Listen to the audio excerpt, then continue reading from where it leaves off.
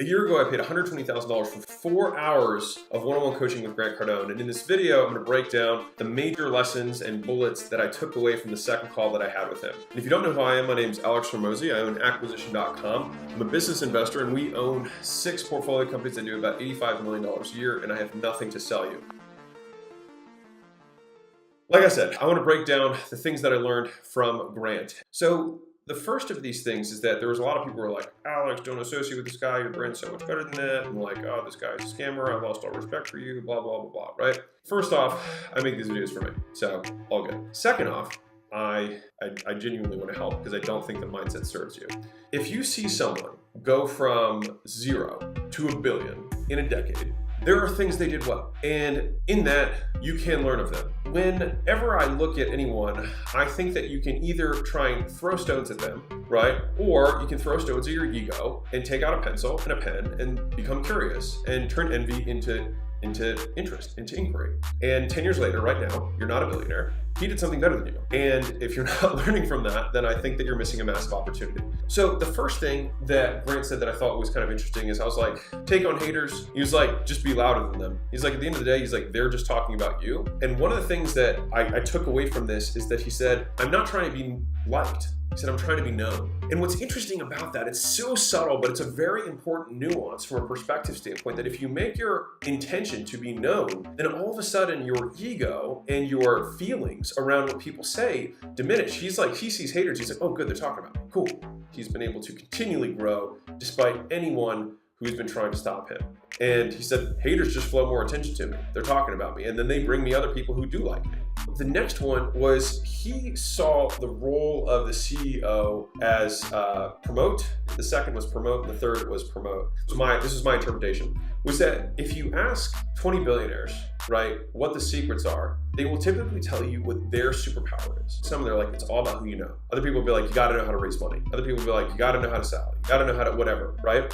And so I think that it speaks more to what type of entrepreneur you are in terms of the vehicle that you use to become successful. So if you were to ask Elon, his big thing, now Grant would argue that Elon's a master promoter, and I think he is, but he also talks exclusively about product.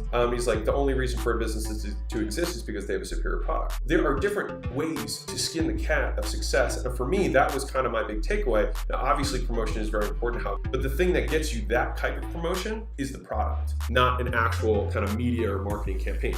So I thought that that was just a really interesting tidbit I would share with you guys. The next one was when he talked about his transition for me, and part of the reason, you guys, I sought out Grant was because he followed a path that is very unique and eerily similar to the one that I've kind of been on, and I'll explain it to you why I'm saying this. So first, he was a car salesman, and then he taught people how to sell cars, and then he moved up to just teaching sales. And then he moved up from there to talking about marketing. And then from there, he switched to talking all about real estate. And that was kind of his transition over time. And I asked him about what that transition looked like. And so first off, he said, like, the bigger the pool, the better. He said, every time I've leveled up and gone wider, everyone told me that it was a stupid idea and I should stay in my niche, and they wanted to keep me small. And every time I did it, I like 10x'd. And he talked about the 2 biggest ones for him.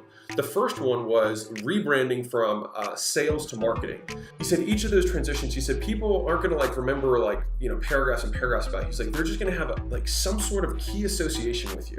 Here's this guy, this is his deal, right? So he's like, Grant was sales. He's like, and then I wanted them to think Grant was marketing. So I didn't talk about sales, just marketing, right?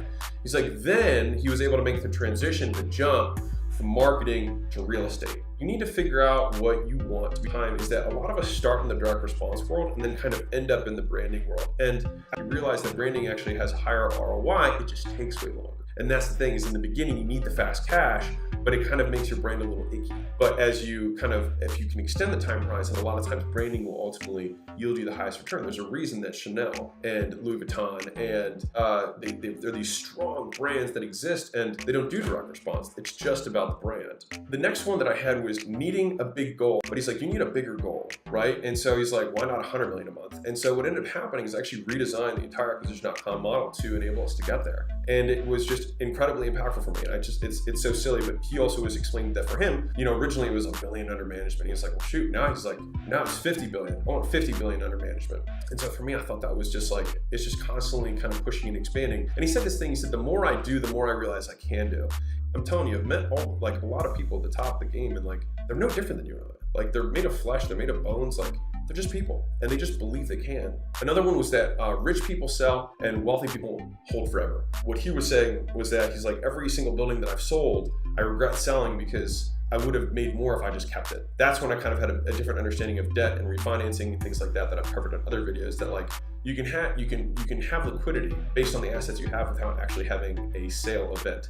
When we started talking about, you know, kind of building our personal brand, he talked about how he had built his. And the thing is that in the beginning, what you do is you attract people who are like you. And so it's like when you see the 25-year-old agency guru, you know, white guy, and you look at his customers, it's a bunch of 25-year-old white agencies, right? People trust people who look like them more. And so if trust is a component of why people buy or believe that a message is for them, then it would behoove us, if we want to scale our business, to reach as many of those people. So that, like, if you look at, you know, Jenny Craig or whatever, it's like, it's not just one white girl, right? It's like you've got a black girl and an Asian girl and a Mexican guy and whatever, you know what I mean? Like, you've got different races and ages and demographics represented, because it's very strategically put in place to cover and hit a different demographic. So I thought that was really eye-opening. And in terms of how he sees scaling, that's how he sees hitting wider and wider demographics.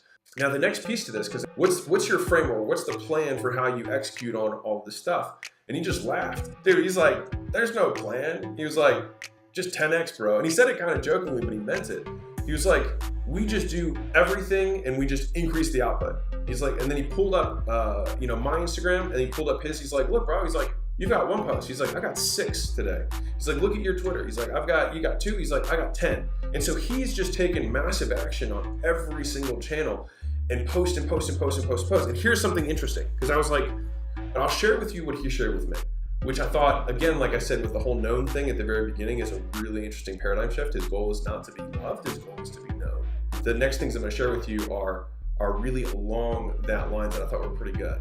All right. He's like, so first off, my goal is for people to acknowledge my existence. He's like, we found from our last event that 40% of sales came, of the highest level, he said, came from people who had unsubscribed from my email list. Most people get so upset about people unsubscribing for their email list. He's like, to me, he's like, I see that as they're like, oh, I know who you are. I acknowledge you, you exist, I remember you. And so for him, he's like, dude, he's like, we shoot to unsubscribe. He's like, we wanna pound people so that they know who we are. He's like, because we think we're over communicating. He's like, but we're not actually battling against competition. He's like, our only competition is obscurity. I was like, huh, interesting. It's just like, it was just a very interesting dynamic. And he achieves polarity through authenticity, which is like, if you are just 100% you, you're just gonna have people who hate you. You should wanna be hated by some people. Like, if Hitler existed, you'd hope he hates you, right? That's, you know what I mean? Like that, like, the goal can't be to be loved by people, because you probably don't love everyone, and the people that you really don't like, would you really want them to like you? And so just by just being who you are and just sharing the values that you have will inherently attract the people who share those values and repel the people who don't. And those people who repel, if done properly, right, will tell other people about how much they hate you, and then more people know who you are, right? And then they will end up bringing people who will share those values with you. I hope this video is valuable for you.